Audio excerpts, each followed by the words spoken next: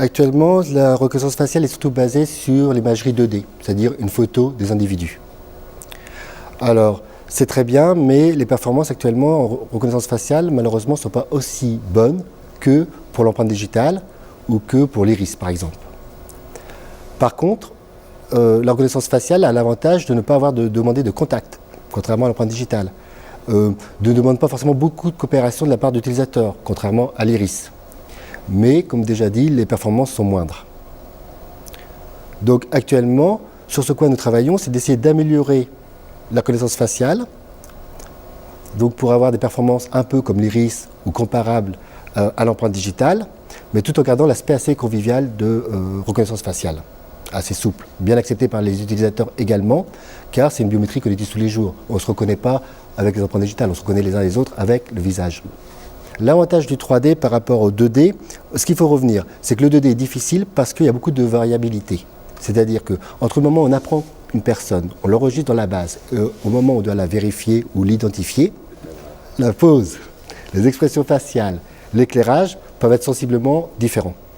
En 3D, ce que l'on peut espérer faire, c'est compenser ces variabilités. C'est-à-dire que si je vous ai appris en 3D, si je dois vous vérifier sous une autre pose ou un autre éclairage, je peux modifier la base d'apprentissage en fonction.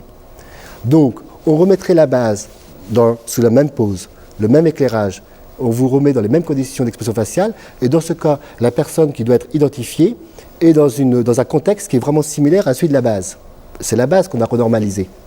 Et dans ce cas, évidemment, l'appareillement peut se faire de manière beaucoup plus aisée et surtout de manière beaucoup plus fiable. Plus fiable, ça veut dire on minimise le risque de se tromper sur l'identité de la personne.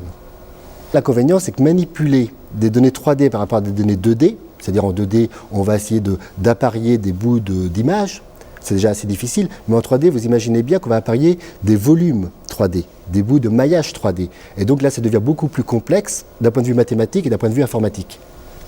Donc on utilise fortement un certain nombre d'algorithmes assez sophistiqués qui permettent de retravailler les maillages. Parce qu'il est bien évident que quand on fait une acquisition en 3D, l'acquisition n'est pas parfaite, donc il faut retravailler les maillages. Également, si vous avez un maillage, certes de bonne qualité, mais statique du visage, il faut être capable d'animer la bouche. Donc il faut être capable de remailler, d'être capable de réanimer un maillage 3D. Et tout ça, ça a vraiment fait des progrès ces dernières années.